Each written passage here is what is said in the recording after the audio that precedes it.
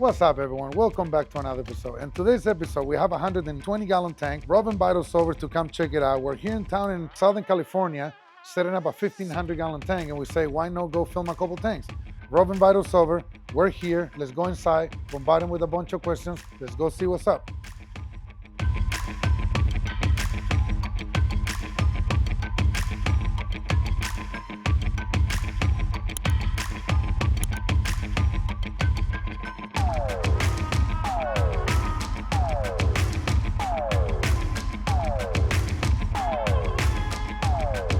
All right, everyone, we're here with Rob. Rob, nice to meet you. Hey Vic, nice to meet you.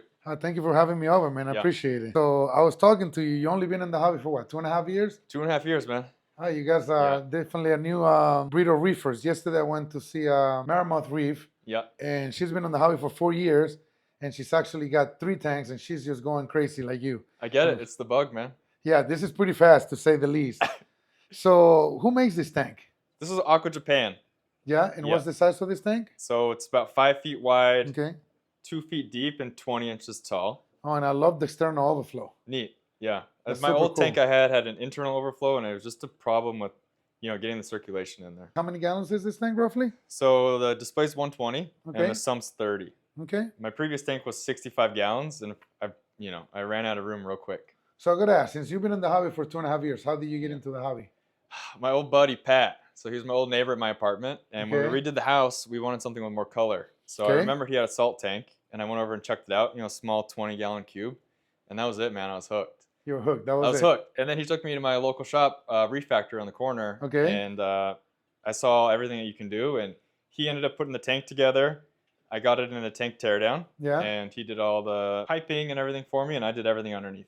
And the rest is history because you're doing pretty good for 2.5 years. History, man. Yeah. So who's the one guiding you for the most part? Sean at Reef Factory. Yeah, cool, yeah, man. For sure. And then watching your guys' videos, everything online, it's just kind of taking everything and making my own thing. Oh, thank you for the support. And you told me recently you came to Orlando to visit the shop as well. 2 weeks ago, yeah. Oh, pretty cool. It was awesome to see a huge facility like that. Oh, thank you, man. Thank you. Yeah. So let's start from the top as usual. What are you running for lighting? 2 XR30s. These are the Gen 6 Pros. Okay. And I'm running your guys' schedule. I think it's the 500 mixed reef. Okay. Yeah. So in the mornings, it kind of comes white, and then afternoon, all blues. It's a great schedule, actually. You've seen the tank in person, right? Super good. Yeah. That tank looks amazing, right? Yeah, it's crazy.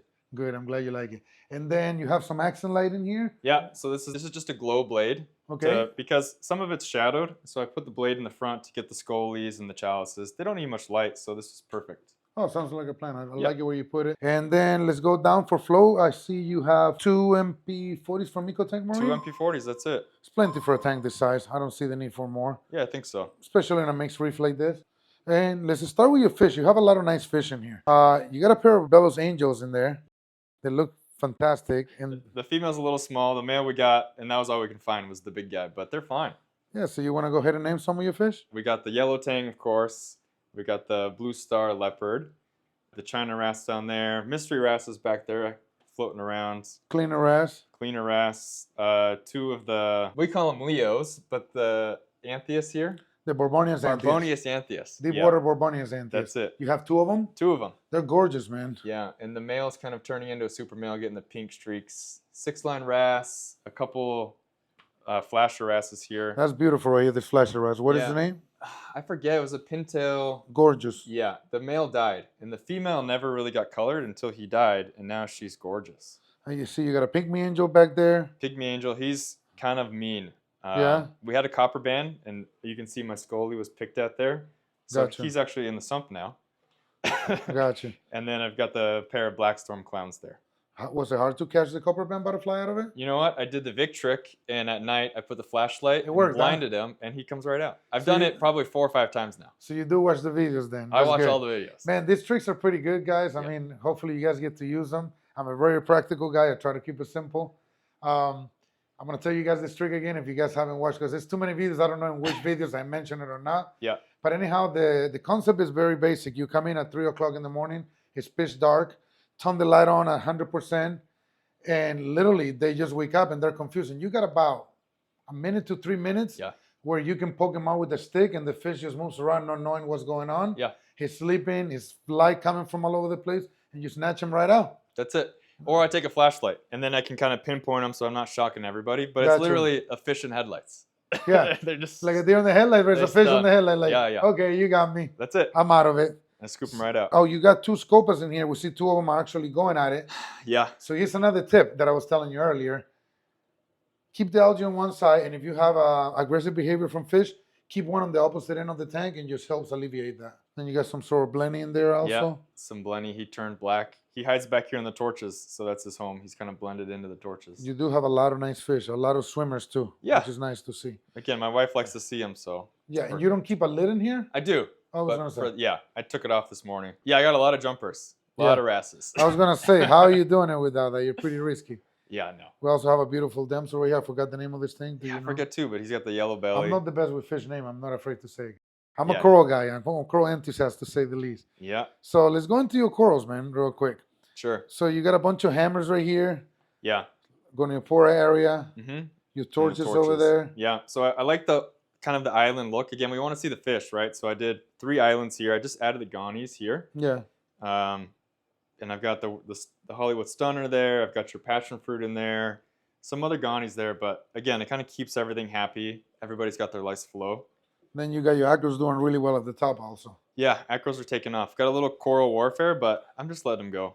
That's pretty normal. I mean, you have to live with it. Right. And of course, it's the cheaper ones that are taking over, but it still looks fun. That happens a lot. I see you got all your acroporas on top. Yep. One thing is pretty cool is your aquascape. You went minimalistic with the rocks. Yeah. And you put 2 little floating islands at the top, which is kind of cool because until you pointed out, I noticed it was like an open aquascape. Yeah. But it's so cool how you got this one here that is actually part of the aquascape, but then you got the 2 in the back that they're actually floating. Yeah. It's just more space for sticks. I thought it was super cool, man. Yeah, thanks, it looks amazing. Yeah, I did. I made the whole aquascape. I made these back floating shelves, and it's cool. I told you earlier, I kind of have OCD, so everything's got a place. Everything's nice and tidy. Yeah, I see your skull is right here. Yeah. You say one of them was being picked by the cover band? Yeah, one of them, and then 2 more in my recovery tank back there. So that's why he had to come out, because he started munching that master, and that was it. Oh, man. It was the fish or the master, and the fish went. And then you got your chalices right here with a couple nice rainbow chalices right there. Yep. You got a couple myceliums and some chalices colonies right here. Yeah. You got the Diavolo Diaceres right there. Yep. What are these down here?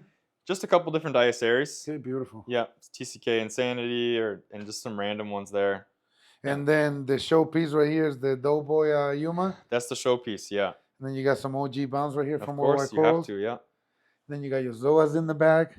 Just looks amazing, man. Yeah. So let's go over some of your parameters and stuff like that. Yeah, sure. So calcium, alkalinity, magnesium? Calcium, I try to keep it at 450. Okay.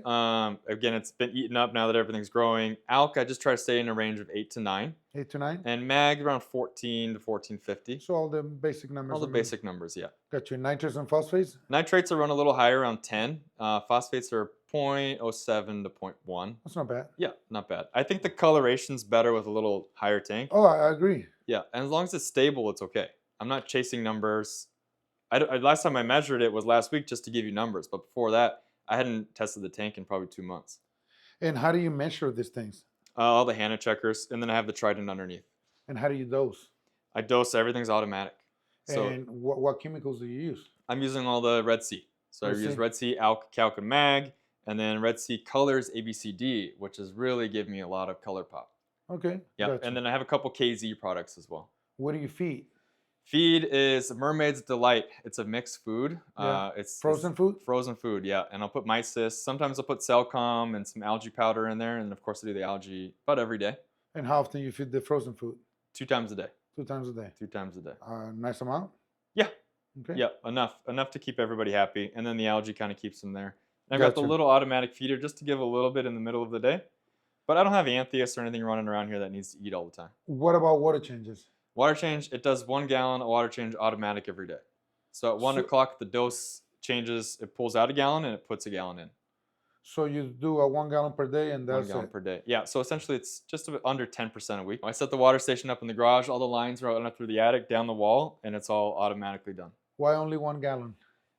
I don't know. I was going to try 2, but my reservoirs. Yeah, I found the sweet spot of 1, and everything's pretty stable. So I just, I'm not chasing numbers. I'm letting the coral dictate what I do. I'm glad you say that because a lot of times we're chasing numbers. Yeah. And you got to see what are the corals telling you. I know. Because you can have perfect numbers and the corals might be not happy, or flow might be affecting them. You have to look at the coral and see, do they look happy? No, it doesn't take a brain surgeon to figure out the acropora right there in the middle, and most of them are super happy. Yep. They're encrusting, they're getting growth rim, they're getting growth tips. Right. So I'm not changing anything. I think when you start changing numbers, then you get these swings, and then things get upset. At first, that's the thing you do. You chase numbers. I got to get 0-0. But now I just let the coral tell me what to do. Gotcha. Yeah, and it's worked. Cool. So can we look at some of your filtration? Sure.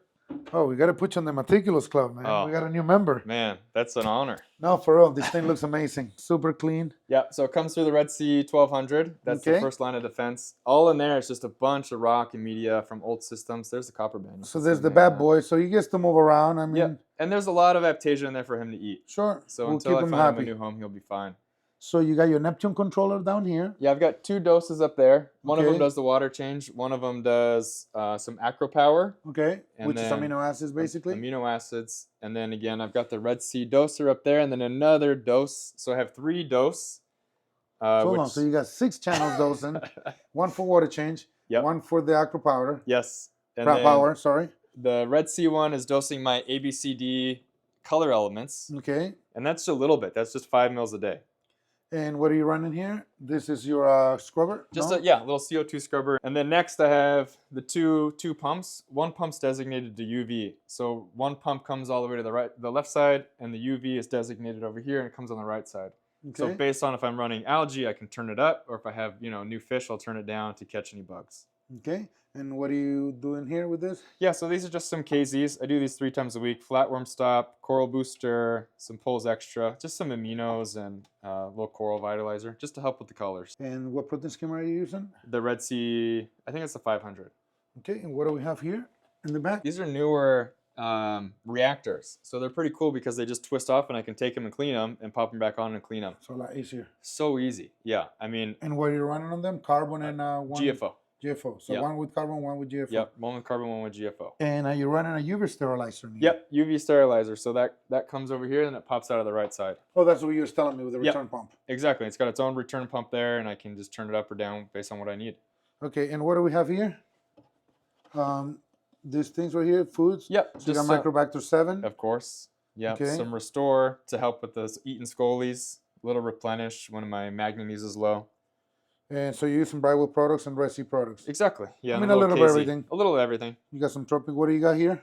That's a Eliminate FOS. My FOS was way too high, so I've just been slowly decreasing it. Again, no big jumps. Even with the GFO? Yeah. Gotcha. Yeah.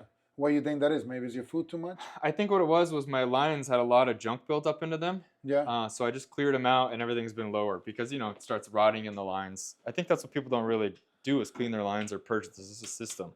Gotcha. So let me ask you a question. Since you told me you work from home, have you ever thought about feeding the same amount that you're feeding, but making it last throughout the day? No.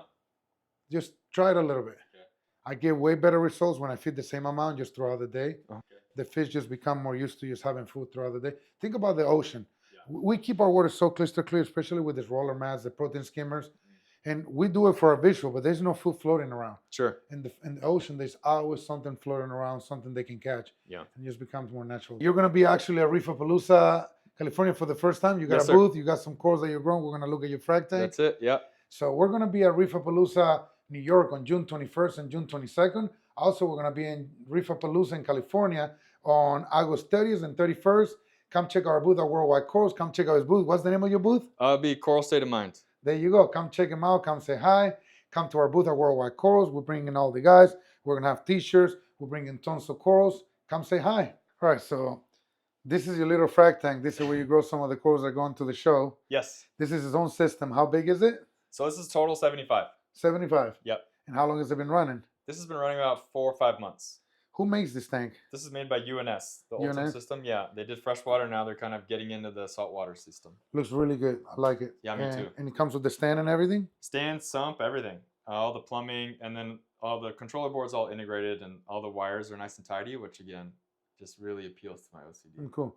So one question I didn't ask you, what salt are you using when you do your water change? Tropic Marin. Tropic Marin? Okay, cool. Mix is nice and clean. It's real fast, and the parameters are pretty good. And what lighting are you running on these? Same, XR30. These are the Gen 6 Pros, but they're just turned way down. And for flow, you have an MP40? Just one MP40. And Plenty. It's got the center overflow, so it, kind of gives me some of the random flow I need. Everything's softies, mostly mushrooms, acans, ghanies. Looks beautiful, man. Thank you, man. Keep up the good work, buddy. I'm trying. Yeah. So hopefully people can come check out your booth and see some of these corals in person. Yeah, I have an Instagram page and I sell stuff, so if anybody's looking, I can ship it out. Keep up the good work, buddy. You're going to be at the show? Yeah, I'll be at the show. All right, so we'll see you at the show. In the meantime, man, your tank looks amazing. Thanks for coming out, Vic. Man, I appreciate it, man. Seriously. Yeah, thank you. Everyone watching at home, thank you for watching. Don't forget to subscribe to our channel. Post some comments below. If they post comments below, please answer some of them. Absolutely. Put some thumbs up. We'll see you guys on the next episode.